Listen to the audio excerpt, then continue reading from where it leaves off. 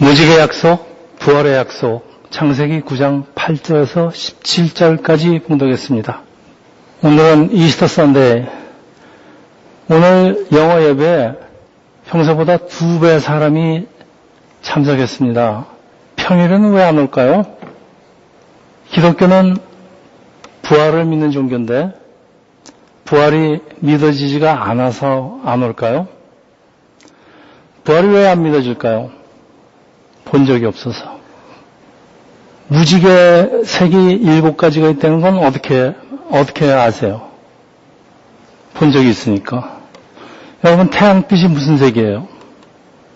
태양빛은 흰색입니다. 우리가 본다고 다 그것이 물체의 실체가 아니라는 것. 우리가 부활을 못 본다고 부활이 없는 게 아니라는 것이 오늘 제 말씀의 주제입니다. 무지개는 히브리 원어로 쿼셋, 뜻이 활입니다.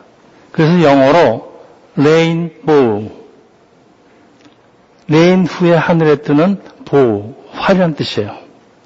하늘에 있는 무지개를 보면 마치 활처럼 보이기 때문입니다. 그래서 대부분의 영어 번역이 my bow, my라는 건 하나님이에요. 그러니까 하나님의 활, 나의 활입니다. 활은 먼 거리에 있는 적을 제압할 수 있는 아주 강력한 무기이기 때문에 하나님의 힘을 나타내는 성경에 76번이나 등장하는 단어입니다. 제가 몇 가지 예를 들겠습니다. 하박국서 3장 9절에 주께서 활을 꺼내서 많은 화살들을 시위해 놓고 당기셨습니다. 창세기 49장 23절에서 24절, 야곱이 요셉에게 하는 유언이에요. 활 쏘는 사람들이 그를 맹렬히 공격하며 활을 쏘고 그에게 원한을 품어도 그의 활은 팽팽하고, 네, 요셉이 가진 활은 팽팽한 활이에요. 하나님이 가지신 활입니다.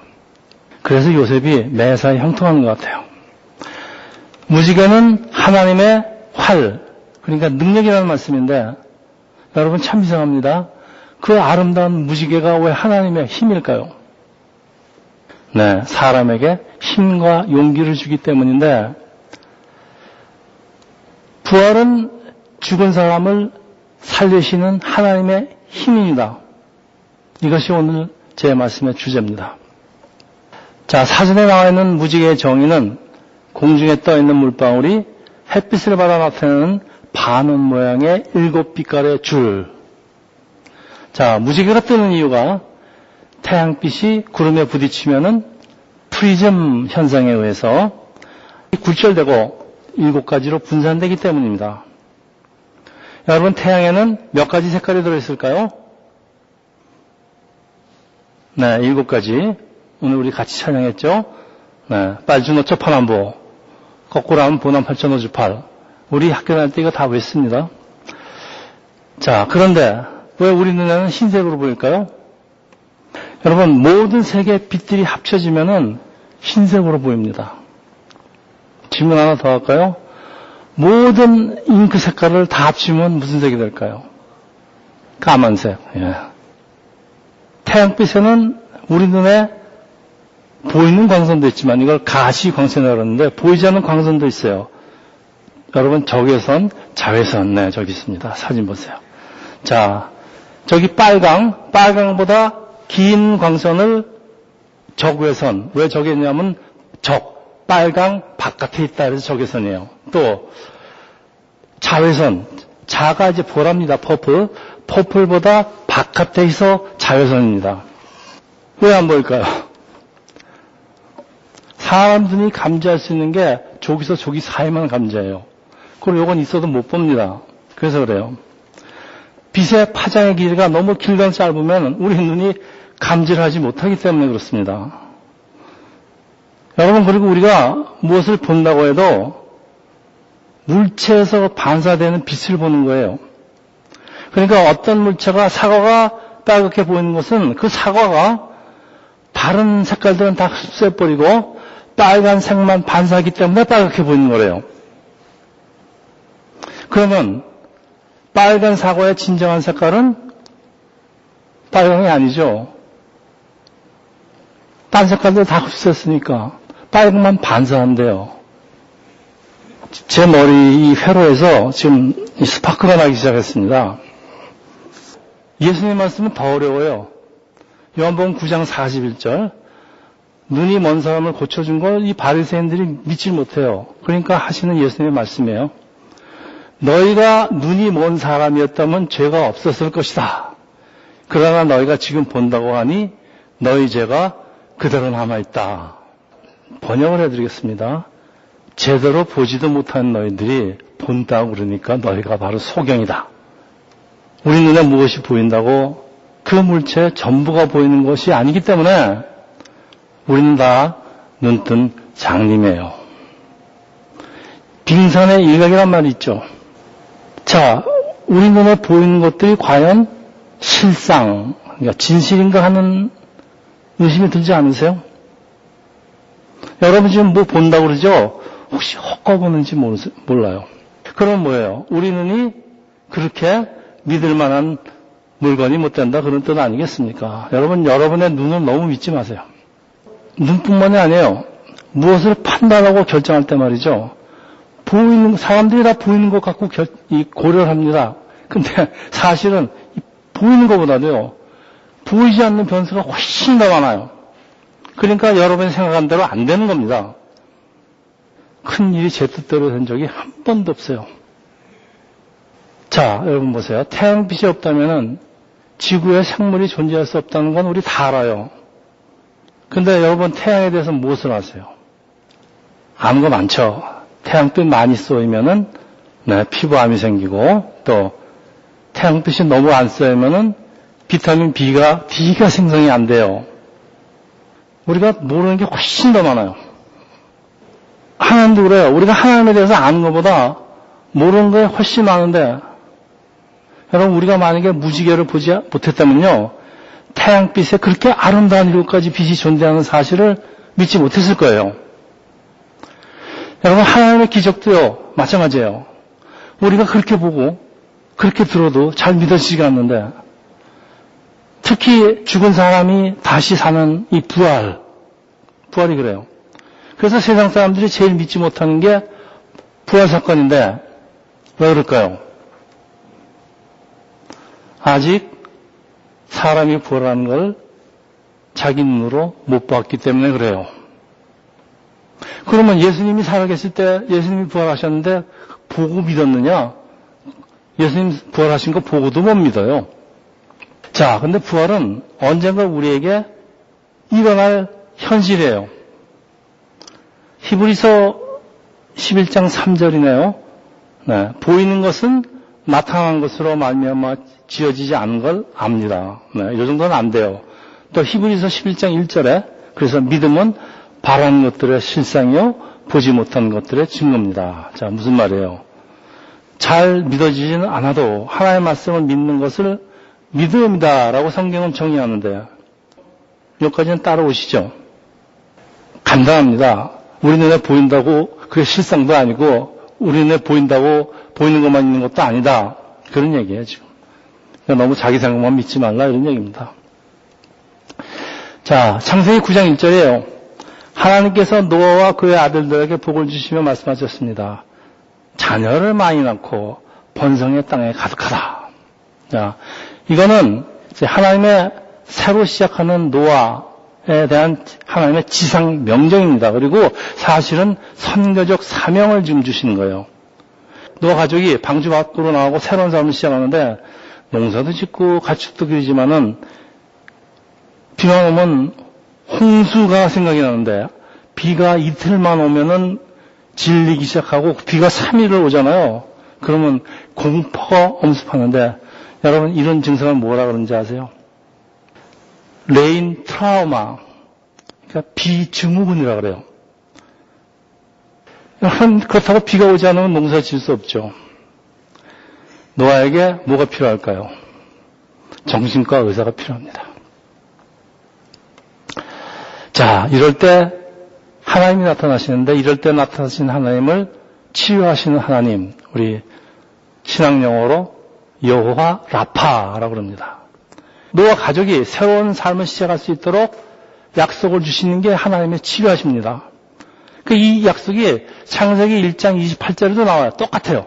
세상을 창조하고 아담에게 하신 말씀이에요.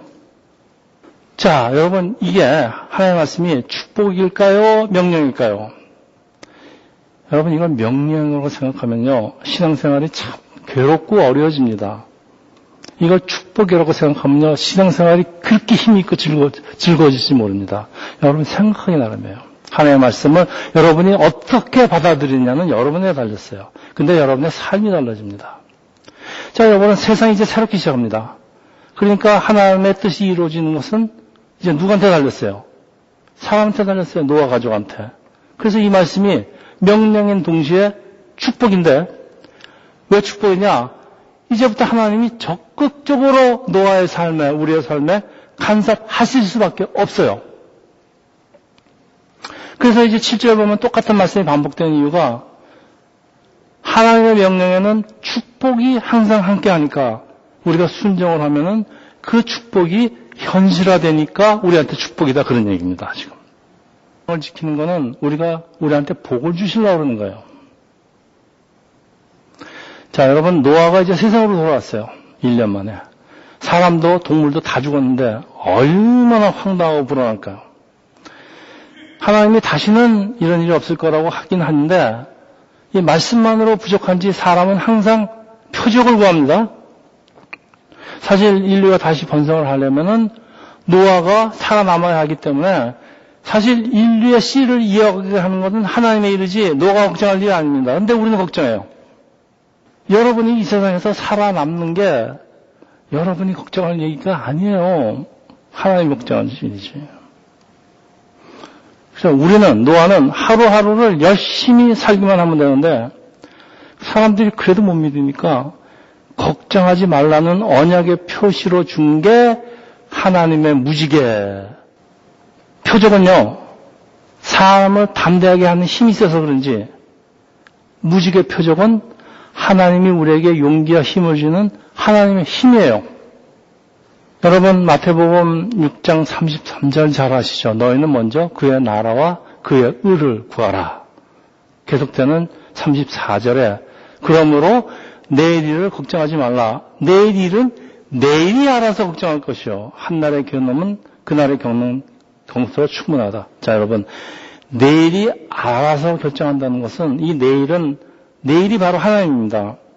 그래서 보세요. 당장 먹을 것 없는 노아에게 하나님이 노아의 내일을 준비하시는 것이 9장 3절이에요.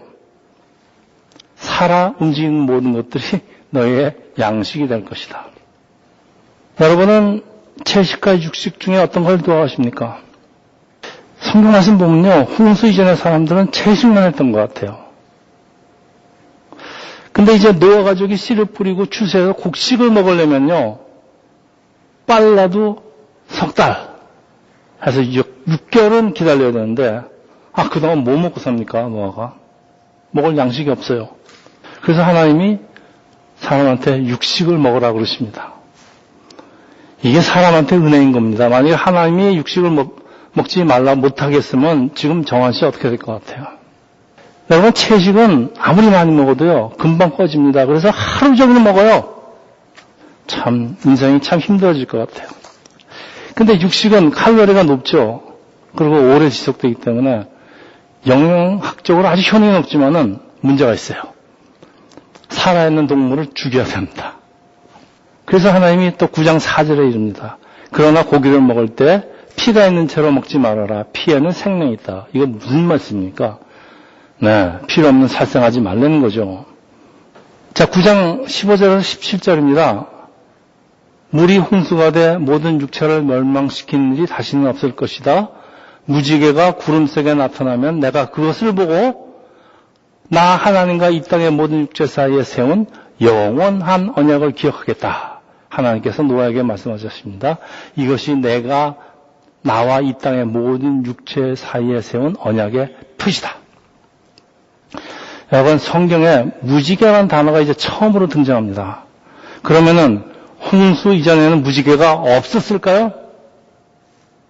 아주 학설이 다양합니다, 여러분. 사람들은요, 홍수 전에 지구의 환경과 홍수 후의 환경에 큰 차이가 있대요. 그러니까 홍수전에는 비가 오지 않았대요. 이제 비가 다 쏟아지고 나니까 하늘에 수증기가 없어지니까 이제 태양빛에 신체 위험한 광선들이 많이 있습니다. 이게 직접 우리한테 들어오니까 사람의 수명이 엄청나게 짧아졌을 거라고 하는데 이게 전부 다 지구의 나이가 젊다는 학설에 근거하기 때문에 이거 얼른 쉽게 받아들이지가 않습니다. 뭐 중요하진 않아요. 중요한 것은 무지개가 뜨는 진정한 이유예요. 하나님이 노아에게 주시는 언약의 표시라고 알려주는데 자, 오늘 본문에 아주 중요한 내용이 포함되어 있습니다. 우리 몇 가지로 한번 이제 살펴보겠습니다. 첫째, 하나님이 무지개가 뜬 것을 보시고 기억한다. 여러분 이게 무슨 뜻일까요? 여러분 요즘은요 셀러폰에서요 오늘 누구 생일입니다. 이메일에도 와요. 페이스북에도 뜨고. 자, 그러니까 무지개가 하나님의 언약을 잊어버리지 않도록 무지개로 리마인드 할 것이란 뜻일까요? 하나님이 절대로 잊어버리지 않았다는 걸 강조합니다. 여러분 절대 잊어먹지 않는 게 뭐예요? 자기 아내나 자기가 사귀는 사람의 생일, 결혼기념일, 만난 지 100일 되는 날 이런 거 잊어버리면 안 돼요, 여러분. 여자들이 말이죠. 어디 갔다 왔어요. 그러면 남자 얼굴만 쳐다봐요. 얘기를 안 해. 여보, 오늘 미장 가서 빠마 했는데 이쁘지? 그럼 얼마나 좋아요. 참 이쁘다, 잘했다, 그러면. 그러면 될 텐데, 얘기를 안 해. 여러분, 이게 남자의 연약합니다, 여러분. 여자 여러분이 좀 이해를 하시기 바라요. 자, 둘째. 하나님과 이 땅에 위에 모든 육체사에 세운 이 개혁개정이 육체를 가진 모든 생물이라고 되어 있어요. 그러니까 사람만 아니고 땅에 있는 모든 생물에게 하시는 언약인데요. 자, 하나님이 만드신 모든 만물에 대한 배려예요. 이게 짐승에게도 약속을 지키겠다는데 하물며 사람한테는 말할 것 없다는 강조의 표현입니다. 셋째, 영원한 언약이라는 말이 나오는데 오늘 본문에 언약이라는 단어가 계속 반복됩니다. 여러분, 언약이라는 게 원래 이 원어로 베리트예요. 이 의미가 자르다, 쪼개다, 그리고 할례하다는 뜻도 있어요. 자, 이 고대사에서는 이제 언약을 할 때 이제 고기를 둘로 쪼개놓고 그 사이로 언약 당사자가 지나가는 의식으로 해놨는데 만일 언약을 지키지 않으면은 이 고기처럼 쪼개지겠다는 이 서약입니다. 그래서 창세기 15장 17절에요. 해가지고 어둠이 짙게 깔리니 연기나는 화덕과 타오르는 횃불이 갑자기 나타나서 쪼개 놓은 희생제물 사이로 지나갔다. 여기서 횃불은 이제 하나님입니다. 그래서 하나님이 아브라함과 언약식을 거행하는 장면인데요. 하나님이 아브라함을 깊은 잠에 빠지게 만들어요. 그리고 하나님이 홀로 쪼개진 고기 사이로 지나가는. 그리고 창세기 9장 9절에요. 내가 너희와 너희 뒤에 올 너희의 자손들과 언약을 세운다. 영어로 covenant with you, my covenant래요. 여러분, 언약, 계약은 쌍방간에 맺는 건데요. 하나님은 my covenant, 왜 내 언약이라고 그럴까요? 내가 혼자서 계약을 할 테니까 너는 책임이 없어, 지키지 않아도.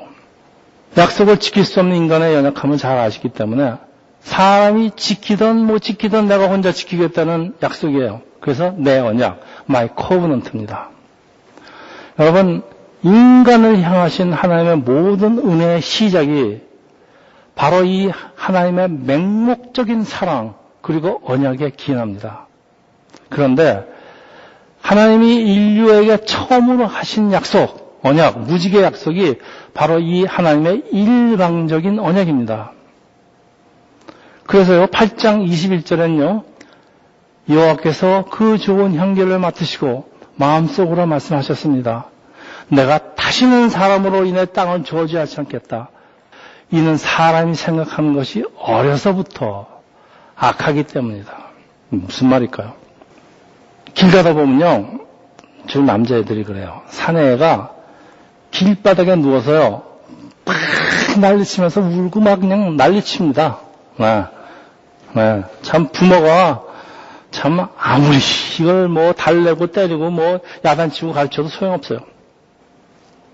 아이가 저지른데 어떡하겠습니까? 부모가 대신 감당해야지. 그렇죠? 여러분, 세상 법도 똑같아요. 미성년자가 남한테 손해를 입혔죠. 그럼 누가 책임집니까? 부모가 책임지는 겁니다. 지금. 그 보상 다 부모가 해야 돼요. 여러분 보세요. 이제 하나님이 똑같아요. 지금 하나님이 우리 부모 같은 심정이에요. 여러분, 하나님 마음이 들여다보이지 않으세요? 마치 부모가 자식을 대하듯이 마치 어린아이 같은 너희들. 하나님 지금도 저희를 어린아이처럼 봅니다. 우리 어린애입니다.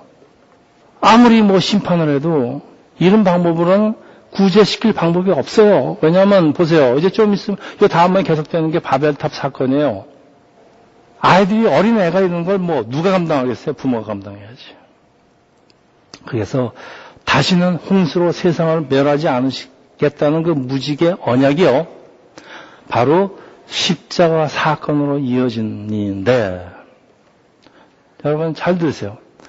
예수께서 십자가에서 속죄 제물로 찢겨 죽으신 것은 약속을 못 지키면은 너 저렇게 죽는다. 이 약속이 이행되지 않은 책임을 하나님이 홀로 감당하는 게 십자가 사건이에요, 여러분. 그런데 십자가 죽음이 어떻게 부활의 약속으로 이어지는 것일까요? 하나님이 십자가에서 죽는 것은 사람의 죄를 대신하긴 해요. 근데 그것만이 아닙니다. 그것만으로는 인류를 구원하시겠다는 하나님이 언약이 완성되는 게 아니에요. 우리 죄만 사해지는 거지. 자, 여러분 보세요. 하나님이 예수님으로 이 땅에 오신 것은 죽기 위해서 오신 거예요. 그렇지만 그게 다가 아닙니다. 죽은 사람이 다시 사는 것을 보여주기 위해서, 부활이 있는 것을 보여주기 위해서 예수님이 죽는 겁니다. 그렇다면 죽을 필요가 없어요. 그래서 기독교는 부활의 종교입니다. 사실 엄밀히 얘기해서 종교도 아니죠. 기독교는 사실입니다. 현실입니다.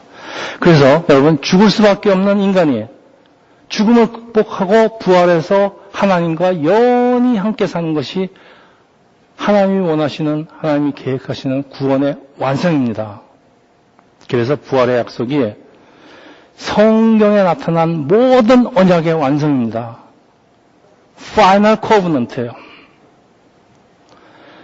고린도전서 15장 20절입니다.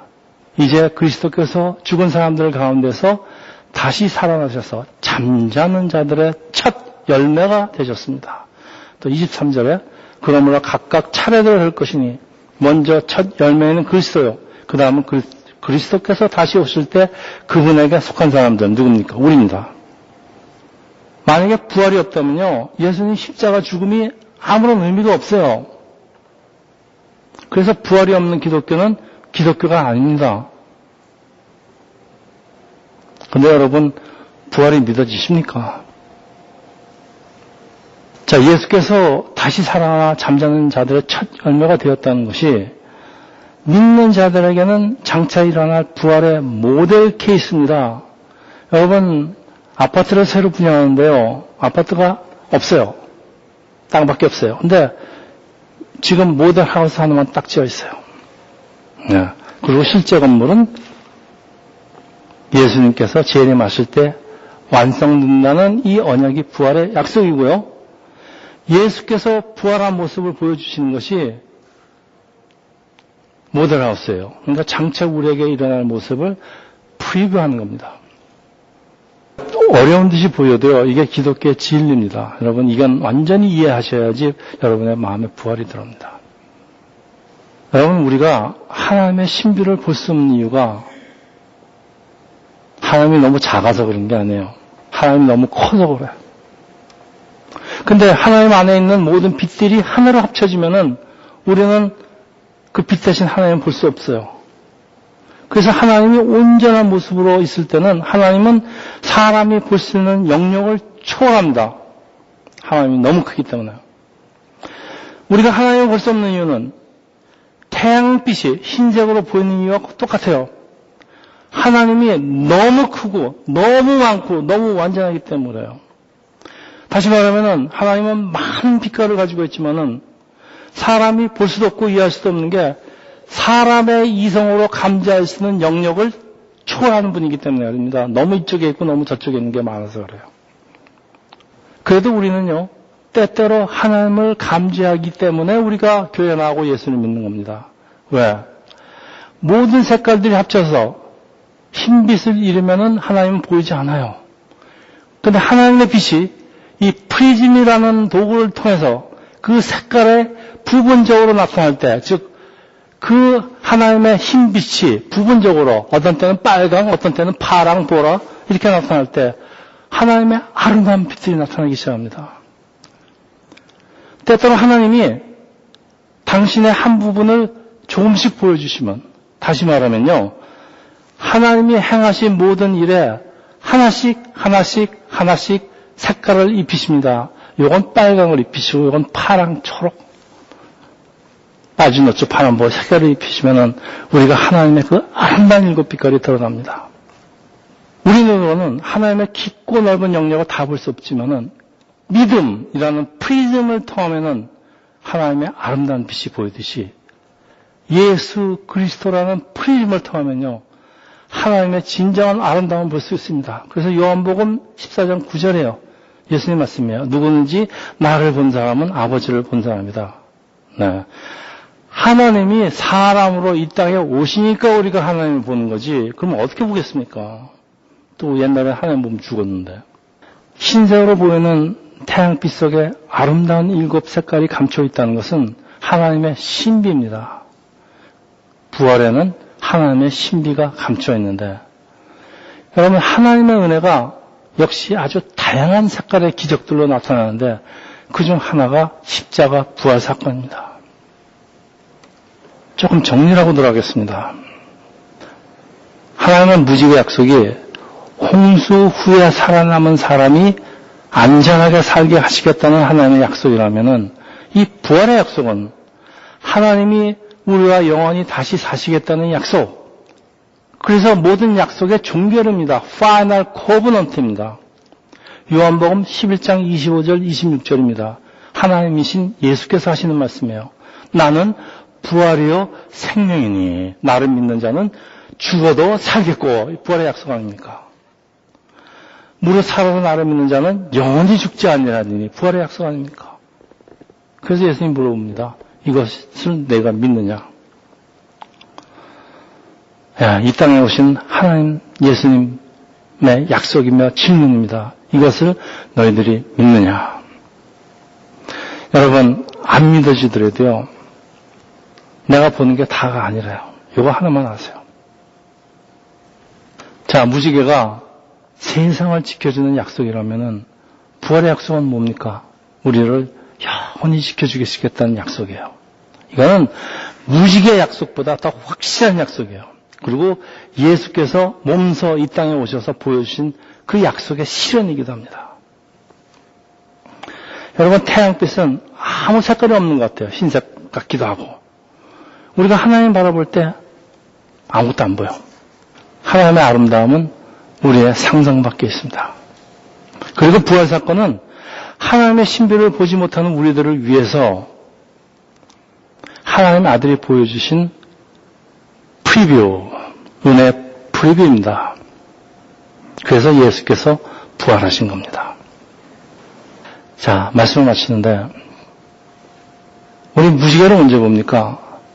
비가 그친 후에 무지개를 보는데 하늘에 뜰 때 비로소, 무지개를 볼 때 비로소 태양빛 속에 아름다운 일곱 빛깔이 감춰 있다는 것을 알게 됩니다.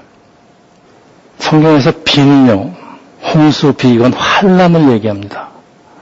그러니까 우리 삶에 환난이 지나가야지, 우리 삶에 비가 그쳐야지 우리는 그때야 비로소 하나님의 역사를 이해하기 시작합니다.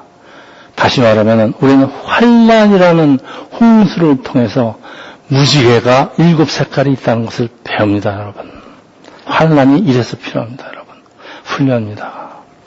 자, 노아는 무지개를 바라볼 때마다 하나님의 약속을 리마인드하고 위로를 받는 것처럼 우리는 예수 십자가를 바라보면서 힘을 얻어요. 지금 당장 힘들고 어렵습니다. 그렇지만은 노아의 무지개처럼 내일에 대한 소망을 주기 때문에 우리가 부활의 믿음을 가지면은 우리는 세상을 넉넉히 이길 수 있습니다. 요한일서 5장 4절에서 5절이에요. 하나님에게서 난 사람은 누구나 세상을 이깁니다. 세상을 이기는 이것이니 바로 우리의 믿음입니다. 세상을 이긴 사람이 누구입니까?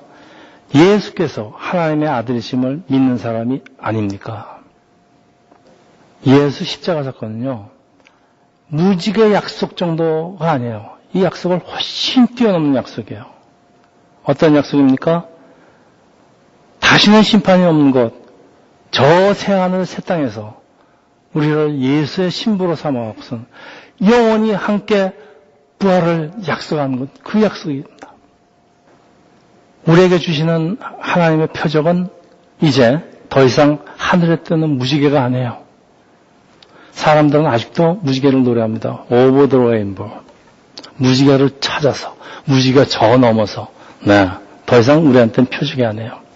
여러분, 골고라 십자가에 달려서 피를 흘려 죽는 예수. 그게 끝이 아닙니다. 그러나 그 무덤에서 일어나서 다시 사는 부활한 예수의 모습입니다. 이거 하나님의 표적입니다. 그래서 우리가 세상을 이길 수 있는 무기가, 무지개가 부활의 약속을 믿는 그 믿음 위에만 존재합니다. 하나님의 약속과 하나님의 말씀을 믿는 그 믿음 위에만 존재합니다. 죽음을 이기시고 무덤에서 일어난 예수 그리스도를 찬양하는 부활주일 이스터 선데이가 오늘입니다. 여러분의 삶 속에 예수 그리스도의 은혜와 평강이, 그리고 무엇보다도 부활의 삶이 하루를 함께 하시기를 예수 이름으로 축원합니다. 할렐루야. 하나님 아버지, 노아가 무지개를 통해서 살아갈 힘을 얻듯이 오늘 우리도 무덤 속에서 일어나서 부활하신 주님을 보며 힘을 얻기를 원합니다. 하루하루 주님이 주시는 부활의 기쁨이, 평화가 우리의 삶 속에 함께하기를 예수 그리스도 이름으로 기도합니다.